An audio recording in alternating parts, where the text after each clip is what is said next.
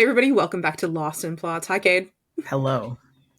We are here awkwardly turning cameras around to try to get books in the background because we are filming with video on. So you can see me right now, I guess, if you're watching YouTube, which is like a little bit different from us because we've always recorded with video, but we don't always put it out. And by that, I mean we didn't actually have it turned on to record it with video. You're all very welcome. I was lied to. I fixed my hair way too much in the last episodes to not have it be worth it. No, it's still a rule. It's still a rule that you have to look nice for conversations with other people. I'm sorry. True. Because you know what's worse? Trying to have a conversation with somebody about books with neither of us on video. It's true. We interrupt this way, at least, in theory, we won't talk over each other. In theory. We definitely will. Yeah. Do you remember what we're here to talk about today? Yes. It's a long time coming. This episode was supposed to be recorded like weeks ago. But I'm honestly glad we waited because we have more content now. We, fortunately or unfortunately, depending on how you're looking at this, have more content now. Yeah. Yeah. Yeah. So you're actually the reason we're here. I am?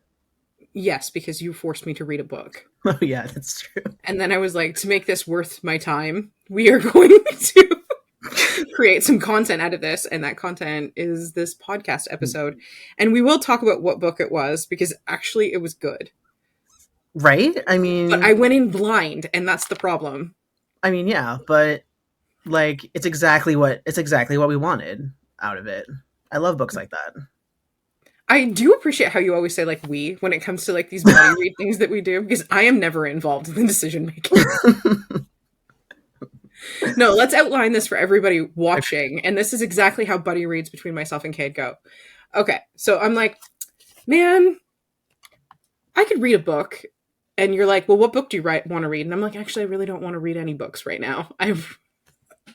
Because I'm difficult like that. I want to read a book, but you have to tell me what I should read. And that's how buddy reads started happening between us. And I'm like, how about Joel and Ellie fanfic?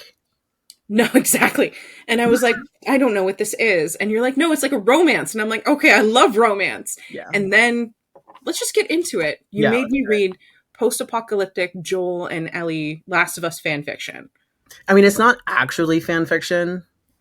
But I did find it from a Reddit thread when I was seeking out Joel and Ellie fan fiction, and this was the top recommendation, and it did not disappoint. So it did not disappoint. However, once again, like all reads with you, I went in blind. Mm-hmm. So I kind of understood the premise a little bit, and I was like, okay. But what I wasn't expecting was how absolutely raunchy this romance was. It was interesting. The vernacular used was certainly very interesting. Mm-hmm, mm-hmm. Are we going to tell them what it is or just like keep them guessing for like 25 minutes? No, we're definitely going to tell people what it is. Okay. So the book we read that has spawned this episode was Last Night. Jesus Christ. See, even when we try not to, we do it. It was Last Light by Claire Kent. Claire, thank you for writing that, but wow. Honestly. And there's so many of them, so we have plenty more to keep going. They're all set in the same world, post-apocalyptic world, but it's different characters, different couples, different groups of people. Now, I like the world building. I really did, because it felt super authentic. Yeah, honestly, like, as far as end of the world vibes went, it was really, really well done. And also the reasoning for why the world ended was really cool. Like, there was actually explanation of that, which I thought was awesome. And like, she didn't have to do that, like, especially for a romance post-apocalyptic book. Like, she didn't have to go into it as much as she did, but she did. And it was really good. She totally did. Yeah.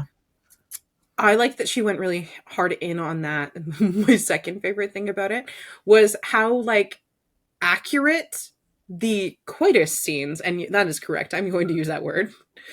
I hate that word. In the book, because she was like, and then they found this place to have a shower. And I'm like, thank God you're caveating this. This is exactly the type of detail I want in world building, because my brain will otherwise go in the other direction. And I'm like, that is how you kept it sexy the entire way through. That's very true. No, she told everybody where they could find shampoo. to be honest, like, and I want to deep dive this a little bit too, but like my favorite part of post-apocalyptic books, shows, movies is when they finally get to that like comfort area, when they like have stuff and they like have access to a shower, or like they're finally behind a locked door for like a hot minute, or like they find some snacks. I just love And like that for so 30 much. minutes, the trauma leaves their body. Yeah, and like I don't know. I love that so much. So yeah, this book had that. Do you think that it's because you're a Taurus? Oh yeah, for sure. Yeah. Yeah, you're like, I just can't wait for them to get to the cozy area where they will have showers and snacks. Yeah, I live for it. Where I was like, those roving bands of people, like straight up murdering other people, is exactly straight out of the Apocalyptic Handbook. I loved it. It was very Mad Max. Yeah. Yeah. You and I are totally different readers. Yes. Yeah, I looked at your list of like favorite shows and movies pre this podcast, and I was like, yeah, no, none of those. Wait, no, now I want to know. Okay. No, I think maybe some of them, but I do not like Mad Max. It is not a comfy post-apocalyptic movie. Oh, it's like a comfort movie for me. See, no, not for me. Where is the comfort scene? Where is the shower? Where is the couch? Okay, when you figure out that my comfort movies are disaster films specifically, Okay. like On the Beach, top 10 disaster movie, comfort movie for me. Wow. That says a lot. Honestly.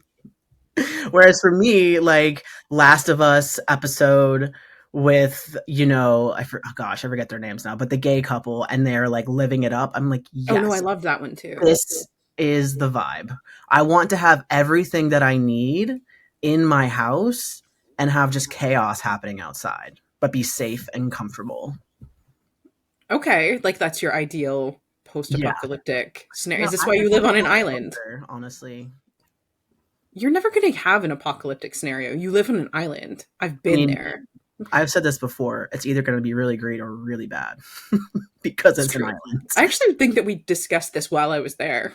Maybe, yeah. I don't think you can visit an island like that and not think about the eventualities of a zombie apocalypse. The exit plan is constantly on my brain. Yeah, I definitely need a bunker. You have the space for one. Okay, I want to know other favorite comfort post-apocalyptic shows or movies. Not Fallout. I didn't enjoy it. Don't tell the internet. Okay, we won't. Garrett, cut that. Just kidding. Keep it in. Make everybody mad at me. My post-apocalyptic shows. Let's see. I don't see. There's not that many of them, and when I think about it, that's always far future stuff, like sci-fi. Okay, my comfort is the same as your comfort in that scenario, though, because I like Star Trek. Well, yeah. That's about as post-apocalyptic. Technically, that's post-apocalyptic. And probably most accurate too. I saw that you had Station 11 on your list of books. I actually have not read that, but that show is one of my top 3 favorite shows ever. Then I'm kind of disappointed that you haven't read Emily's books, so get on it. No. Well, I did hear that the show's better than the book. That is unlikely to be true, and we have to be very cognizant of the fact of where we are employed. But it was the only time I've ever heard anyone say that, like, truly. I think Foundation was better than Asimov's novels. Okay. Sorry. Well, but it does happen occasionally. I mean, the show was good, but I think you'll really like the book.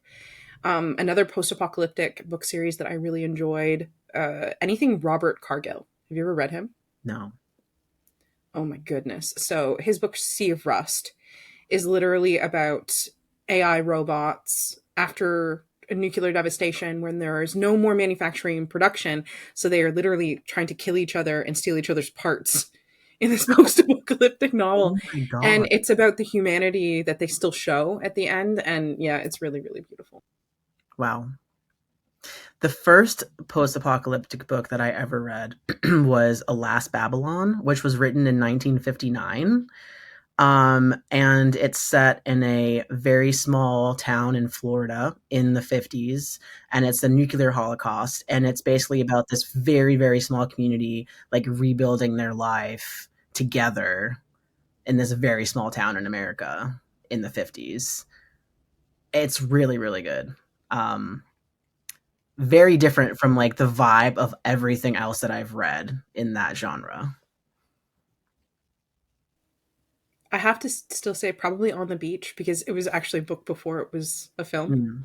And it is devastating, and it is about the last days in Australia after the world has been completely obliterated by nuclear war, and there is no coming back from this. Like, all organic matter is dying, and it's about the choices that adults make for their children in terms of, like, you know, using medications to end life at the end, and it's horrible. I deeply recommend that story. I don't know. That sounds rough.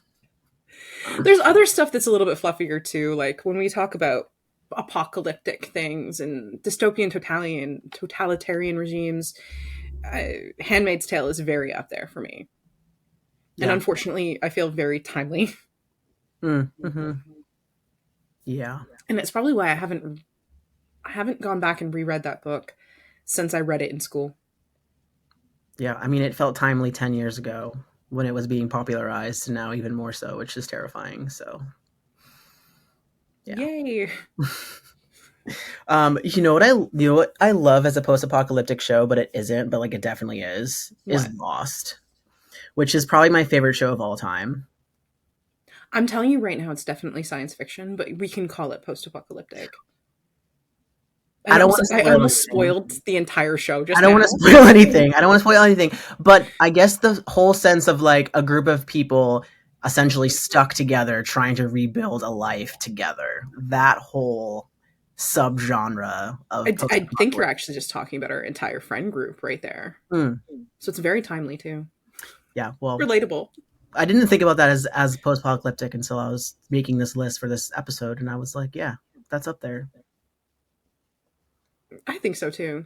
I mean, do we want to like approach the elephant in the room and talk about the Hunger Games? No. Yeah, you should definitely do that. Well, I mean, when you think dystopian, post-apocalyptic in the industry that we're in, I think it's really hard to like talk about that and not talk about Suzanne Collins. I don't think that we can say any more about it that has already been said, but it's certainly, I think, the main driving force of all dystopian and YA. I mean, when you look at any novels that are published now with a dystopian spin, actually, we're publishing one in 2025. Not going to tell you who that is, but we are looking at dystopian novels and all of the comparables that are coming out with, if you love the Hunger Games, you're really going to like. Yeah. So we can't not talk about it, Cade. That is true. That is very valid. This idea of televised dystopian regimes, I mean, that's been around since 1984, since way before that. Do you think that we are just living in a dystopia? Yes. And think that we're writing novels and producing films that are set in a dystopia when we're just already there? Yes. Yes, I do. Yeah. You know why we have to think about this too, right? I do. I think. By the time this episode comes out, we will have submissions open for future States of Stars. Yeah, good. I was correct in my head.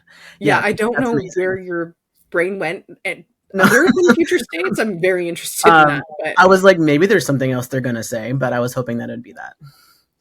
No other spoilers right now, I promise. No.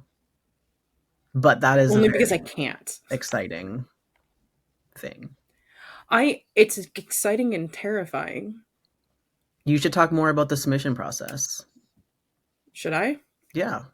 We will be putting out a blog post about the requirements and story requirements, as well as outlining an FAQ for folks. So you're going to know that you're going to get paid. You're going to know what our processes are like. And then on the 6th in the morning, you can find that blog post either on our Instagram or in the Nest. And you can go and submit a story. Yeah, that's really cool. And if your story isn't ready, you've got 2 months to write it and then submit it.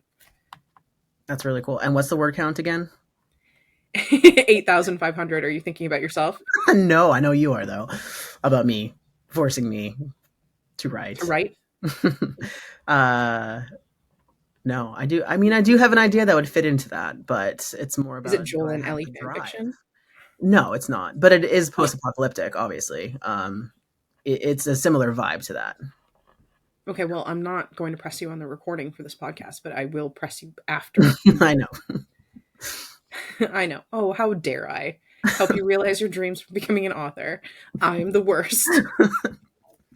Uh, yeah, yeah, that's gonna be really cool. I'm excited to read those submissions. I am very excited to read those submissions. I am anticipating that we will receive over 500 submissions for stories. I will have 5 community spaces available, though. Still, That's awesome. even if I give you a spot. How many submissions did you get for the last one? Nearly 400, so I'm actually being very conservative this time around because I have a feeling like we actually might get more than 500 submissions. Dang, yeah. And if you're wondering if we read them, we actually do. And I calculated how long it takes me to read through all of the submissions, and it's actually over 100 hours of work. Oh my god. Oh god. And we do it in a month. That's a lot. Yeah, so That happened before I got hired, so I'm coming into this like new. You want to read some stories? Yeah, I do, definitely, especially in this genre. Yeah. Yeah. It's fun. Someone write a really cozy one for me. Unfortunately, I have asked for it to be Black Mirror / Twilight Zone vibes. Great. Okay. Yeah. Cade, it's called the Dark Set Chronicles. I know. It's gotta be, I mean, if you want cozy, I mean, we'll have just to, one little scene in there where like they have some like, you know what? My story is going to be immortals at the end of all things. Yeah. So it's going to be super cozy because they're at a dinner party. Oh. And if you're like, Jordan, that sounds very Don't Look Up, I'm like, yeah, that's the point. Well, that sounds. Have you seen Don't Look Up? Speaking about apocalyptic. You know, I saw the first hour of it and then I was very confused and didn't know where I was going and I never finished it. I should go back and finish that. You should go back and finish it. It's actually like horrible in the best possible way. Okay, It was. okay. It's like idiocracy. Okay, yeah. For our generation. Okay. Yeah, I could see that. Okay, I need to go back and watch that again. Speaking of which, too, idiocracy is definitely apocalyptic. For sure. Yeah, for sure. Do you wish that we had like more of that as the genre, more of that idiocracy? No, it's a little too close to home, to be honest. I mean, President Mountain Dew is a little bit too close to home. Like, at this point, zombies feel like the safe option where it's like, all right, well, maybe that won't ever happen. Yeah, but then you watch The Last of Us. Yeah, and you're like, oh, and you realize that technically it could happen. Definitely could happen. Yeah. Like I said, I think we're actually in the beginning stages of the apocalypse right now. I just think it's going to be a real long process.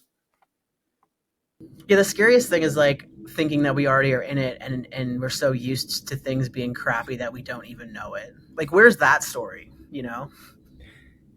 John Scalzi writes a lot of that, actually. Okay, great. Yeah. There's books. We can, I can recommend you some stuff. Okay. Do I want to read those? No, I do want to read some of his books, though, because they sound great. Well, we can't talk about dystopian without talking about sci-fi. True. Because those go hand in hand. It's like peanut butter and jelly. Which is why I'm doing a dystopian science fiction anthology. Yeah, I'm glad. People thought the dystopian was fantasy. No. I'm reclaiming it for science fiction. Do people think that? I think, yeah, some people do. I mean, the amount of folks who think that The Hunger Games is fantasy. Okay. Because it is, but it is not. And anything dystopian is science fiction, and I will not be taking any questions. Yeah, I agree with that. I definitely agree with that. And technology is used, so there's like even less of an argument there. Yeah. I think that our folks who like follow us, you who are listening, you might be really surprised to hear that we actually have internal arguments over the genres of things. Just the same way that people do in book clubs. Is this romantasy? Is it science fiction? Is it speculative fiction? Is it contemporary romance? Who knows anymore? We're seeing such a blend of all the I genres. know. And even if we get it right, it's still not right to someone else. So it Oh doesn't yeah, no, we get really. it wrong all the time. Yeah. You'll tell us actually, Mm-hmm. vocally, loudly. We want you to. Don't get me wrong, We do. but Yeah. you know that we have some fun questions too. For this episode. Yeah. Oh, I missed those. Okay, let's hear No, them. I am going to pretend that I am not pausing and going over to Notion. So, Cade, if you were in a dystopian world, what's the one book you'd take with you from our time and why? Oh my god. Hmm. That's really hard. It has to be something super. Well, see, I want it to be long, but I don't want it to be heavy because I have to carry it around. Do you know what I mean? Um, that is hard. That is a really hard question. It has to be something light. It has to be something light, but I need to get a lot out of it. So Okay, you paper know, actually, you know what it would be? It would probably be like Jane Eyre because I feel like it's just long enough. It's an Okay. escape from reality. Okay. And there's so much you can get out of it. I actually really want to reread it this year because I feel like it's going to be a completely different reading experience. And the one I had last year was very, very enjoyable. So it might be that. Were you inspired by My Lady Jane and like the reread and the watch that you did? Well, no, but when we were talking to them in the Nest interview, one of I forget who what of the My Lady Jane said this, but they said they reread it every year, and every single time they get something completely different out of it. And I was like, that makes a lot of sense. So I think that would be like a perfect book to take. That's a good idea. Mine is Lord of the Rings, Okay. and I could just, I don't know, swaddle it, I guess, and put it on my back. Good luck with that. Uh, how do you think the characters in Last Light reflect real world fears and anxieties? Oh my god.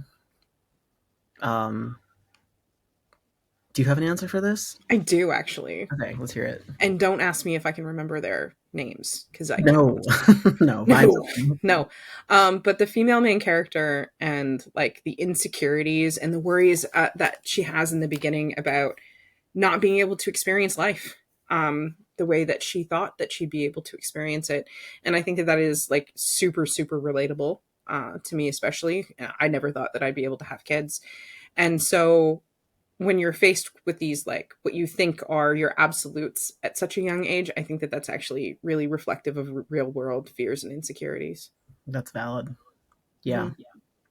Because she's kind of staring down a future that she doesn't really think that she has. Yeah, that part really stuck out to me too and was really depressing, to be honest. I mean, You should probably never read anything I personally write. It could be okay. bad for your mental health.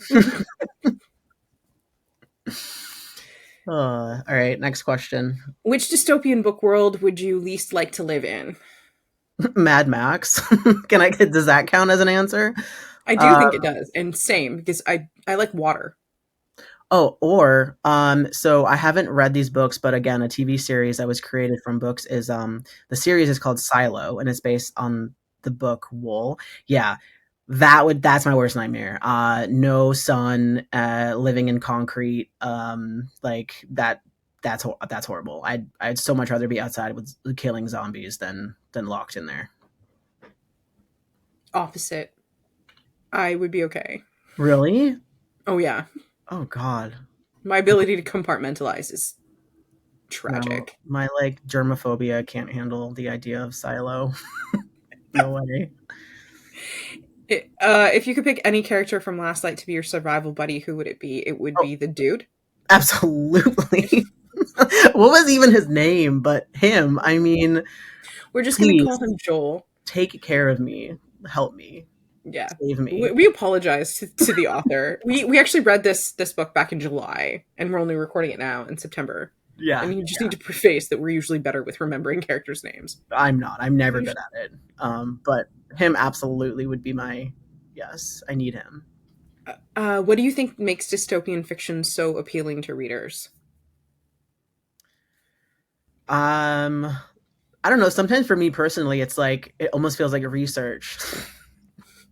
Like, okay, if this ever happens, these What, are the things that Bessie? are going What to are work, you planning?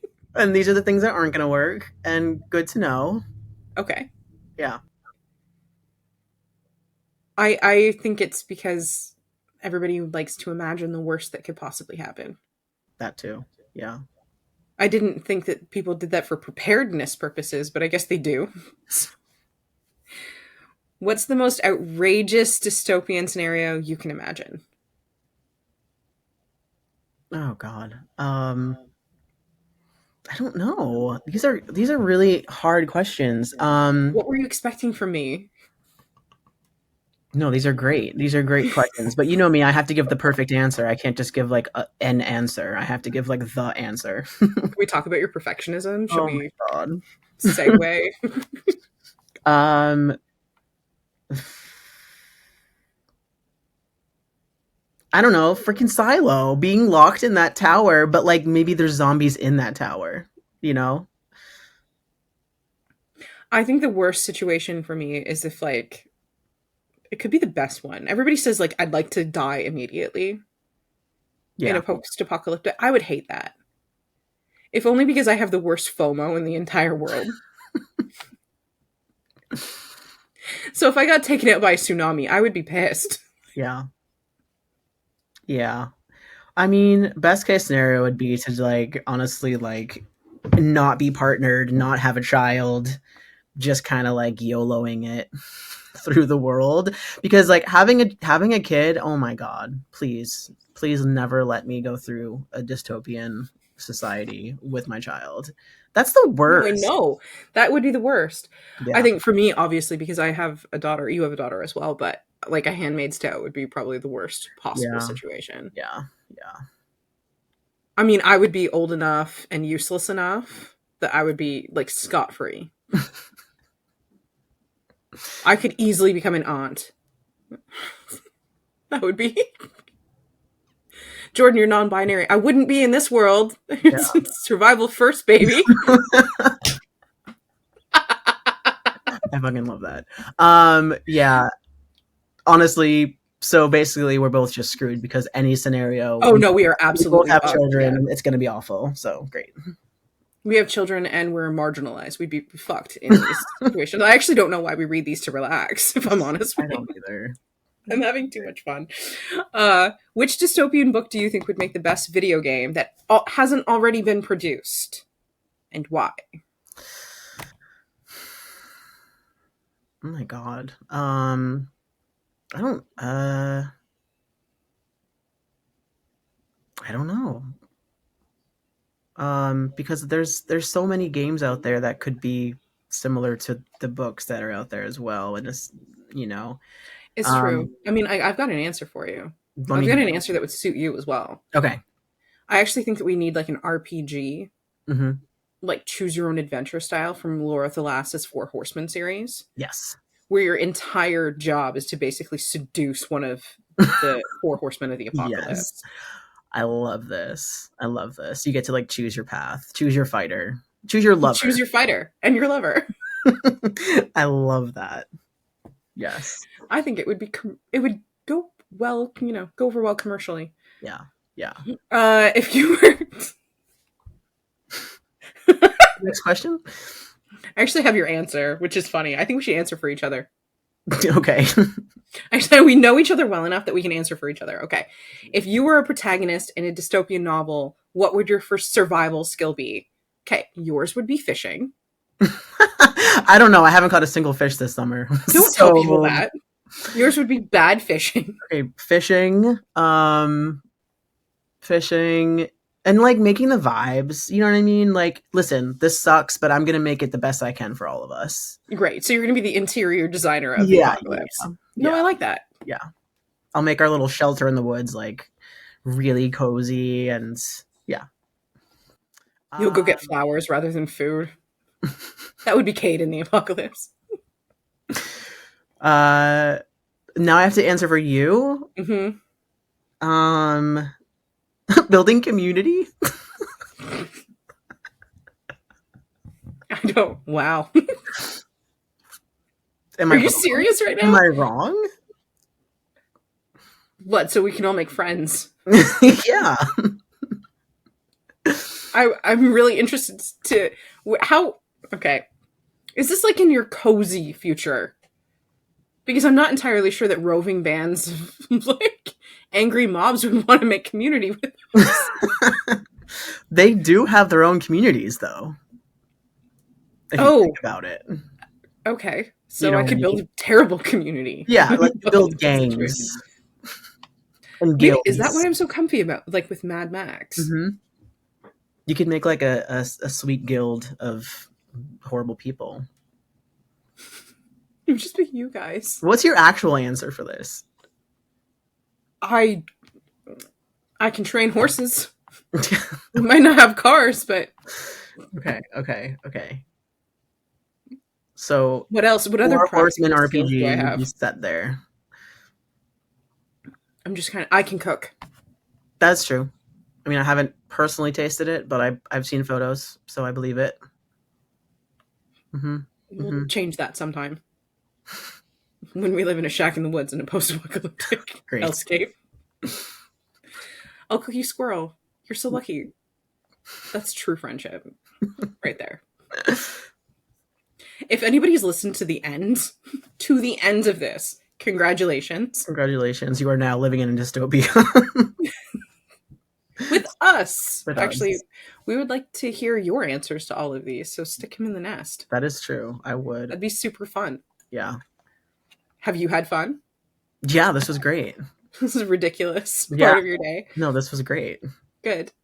Thank you for coming to hang out with me. We are actually going to be hanging out more in the next month and a half because we have a number of author chats and other different things that we're working on.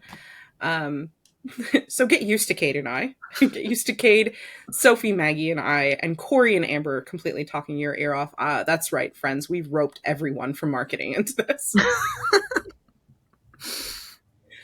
I'm so glad that you had fun, and thank you to everyone who's tuned into Lost in Plots. You will be able to hang out with myself and Maggie and Carissa Broadbent next week, and we are very, very excited to bring you Vampire Daddies. Remember that you can rate and review us wherever the heck you're watching us right now. We'd really appreciate that. And if you could hit subscribe on YouTube, Spotify, or Apple Podcasts, that would be fantastic. Until next time, folks, thank you for tuning into Lost in Plots. Goodbye. Thank you.